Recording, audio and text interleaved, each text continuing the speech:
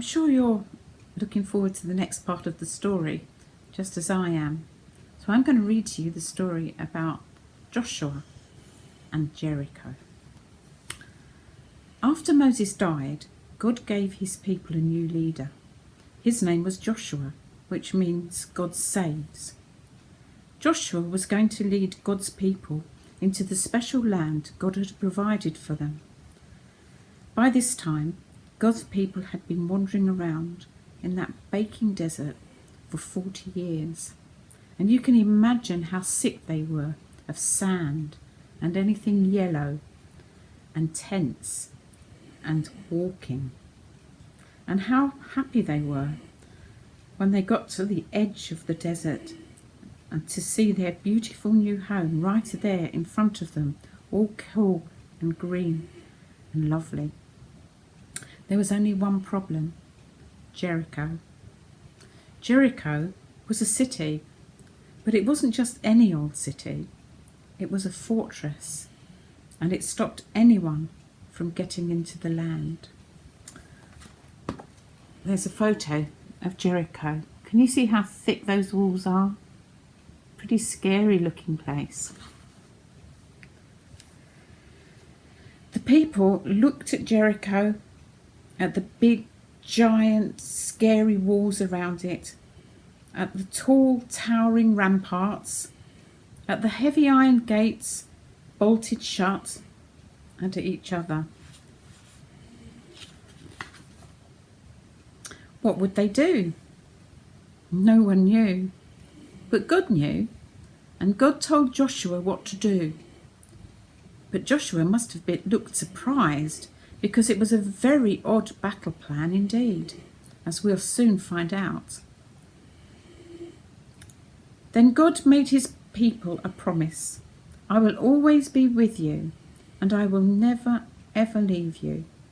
If you do what I say, your lives in the new land will be happy and everything will go well. So Joshua gathered his army together. They had their swords and spears and shields. They were ready to fight. But the plan wasn't about fighting. It was about trusting and doing what God said. Joshua's army went marching around the city, day after day after day. They're too scared to fight, the people of Jericho said. But they were wrong. God's people weren't scared. They were waiting for God to tell them what to do next. On the 7th day, God told his people to march around the city not once, but 7 times. Then God told everyone to make as much noise as they could. Has anyone ever told you to make as much noise as you can? Well, imagine that noise. Add 39,999 other people making that noise too, and you get the idea. Ear splitting. And as it turned out, stone splitting too, because the huge, strong walls of Jericho just crumbled to the ground. As if they were made of sand, Jericho vanished in a great cloud of dust. So it was that God's people entered their new home, and they didn't have to fight to get in, they only had to walk. Joshua said, God has brought you safely here. Now will you do what he says? Everyone said, we promise. Only God can make your heart happy, Joshua said, so don't pray to pretend gods.